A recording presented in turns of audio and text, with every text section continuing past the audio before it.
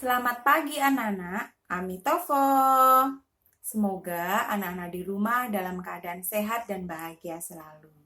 Oke, gimana kabarnya anak-anak?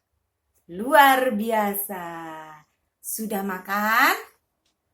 Sudah? Oke, pinter. Sudah mandi? Sudah? Ya, sama. Miss Winnie juga sudah mandi. Oke, di kesempatan pagi hari ini kita akan belajar mengenal simbol-simbol Buddha. Nah, pelajaran yang minggu lalu pernah kita di sekolah belajar mengenal simbol-simbol Buddha. Ada cakra, swastika, stupa. Nah, sekarang kita akan mengenal simbol Buddha yang ada di altar Buddha. Anak-anak tahu altar Buddha? Di sekolah Mahabodhi ada altar Buddha. Ya, di rumah anak-anak pasti juga punya. Jadi, hari ini Miss Winnie mau memperkenalkan altar Buddha dan maknanya. Nah, jadi di altar Buddha ada apa saja sih? Nanti anak-anak mengenal. Nah, maknanya apa sih? Kenapa sih kok ada Buddha Rupang? Kenapa sih kok ada lilin? Kenapa sih kok ada dupa? Nah, ya. Jadi kita perhatikan. Anak-anak perhatikan coba altar Buddha Miss Winnie sangat sederhana sekali. Lihat. Yang pertama, di situ ada Buddha Rupang. Oke, anak-anak perhatikan. Buddha Rupang.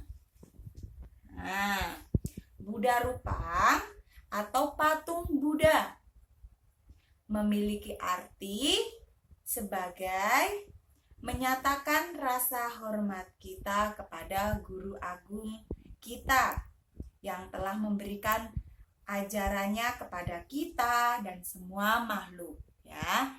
Ini adalah Buddha Rupang. Nah, jadi ini simbol penghormatan kita.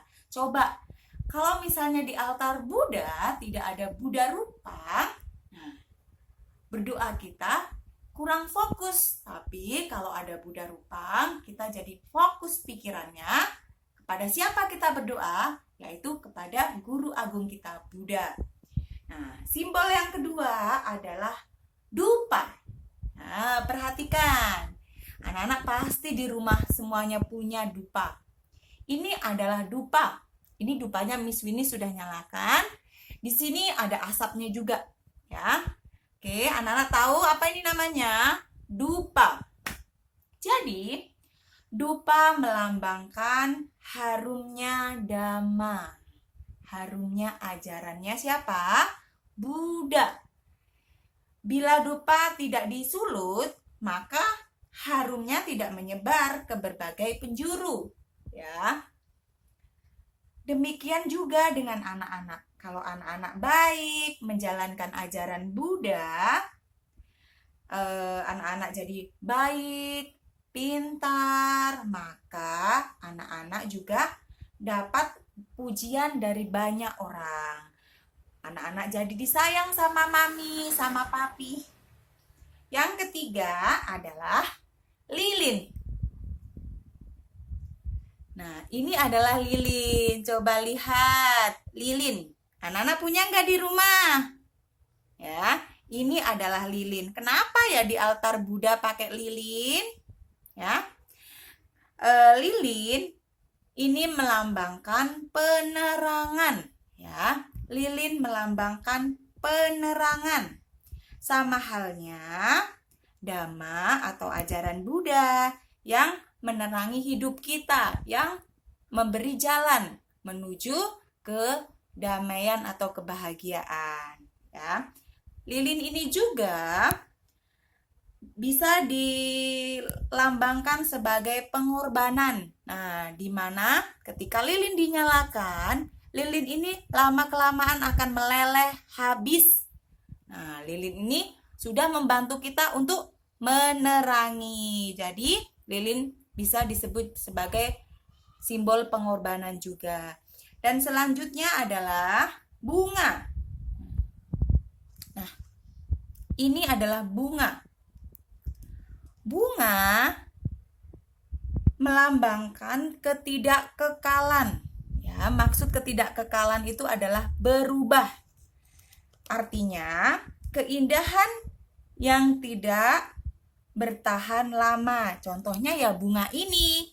Nah, ini lihat bunganya segar, indah. Tapi lama-kelamaan bunga ini akan layu, akan hitam dan mengering atau membusuk ya. Jadi, bunga disimbolkan sebagai ketidakkekalan. Selanjutnya adalah ini adalah air ya. Air melambangkan kerendahan hati. Air selalu mengalir dari tempat yang tinggi ke tempat yang rendah. Sehingga air dilambangkan kerendahan hati atau tidak sombong. Nah, jadi kita juga diajarkan bahwa kita tidak boleh sombong. Walaupun kita pintar, kita kaya, tapi kita tidak boleh sombong. Nah, jadi inilah simbol-simbol Buddha yang ada di altar Buddha. Ya, jadi anak-anak tahu ada Buddha Rupang, ada dupa, lilin, bunga, air ya. Anak-anak di rumah nanti bisa cek di altar Buddha sama nggak sih kayak punya Miss Winnie, ada nggak sih? Gitu. Oke, terima kasih. Sampai di sini pelajaran sama Miss Winnie. Miss Winnie berpesan, anak-anak jaga kesehatan ya. Oke, terima kasih. Amitofo.